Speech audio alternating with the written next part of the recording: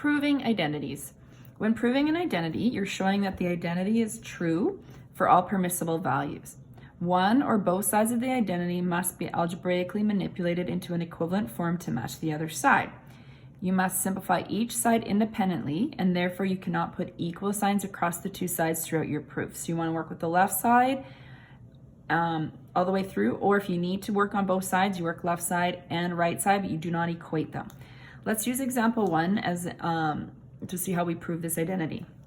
So determining which side is up to you. So if I want to work with the left side and right side, I find it easier to simplify rather than build an equation up. So I'm going to look at the left-hand side because I can see I have a cotan theta and I can actually use a quotient identity in there to replace it. So I'm going to identify that I'm using the left-hand side.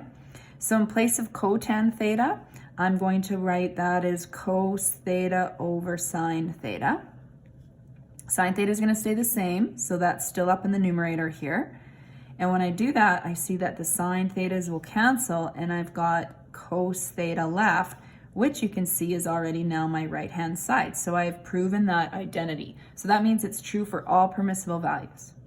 Now I'm going to do this in a different way because some of you may have been thinking with cotan, we automatically think 1 over tan theta, which is also true. So let's say I had decided to do that and replaced 1 over tan theta with the in place of cotan theta.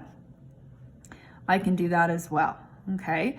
So when I would, next, there's nothing that cancels, but I can multiply these together. So I would have sine theta over tan theta now. Now, I want to look at, can I change anything else in there? Well, tan theta can be written as a quotient identity as well. So the sine theta, I'm going to leave as is.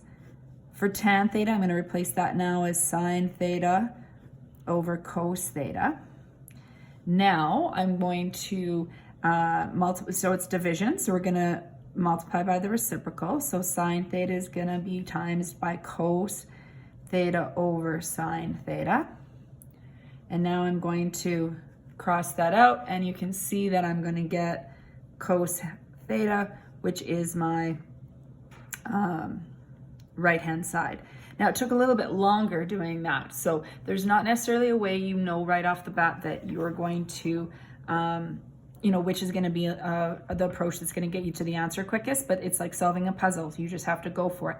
Often I find with, cotan or tan, I look at if there's other sine and cosines in the question, then it makes sense to start with cos over sine rather than 1 over tan. So that's a strategy that you could think about.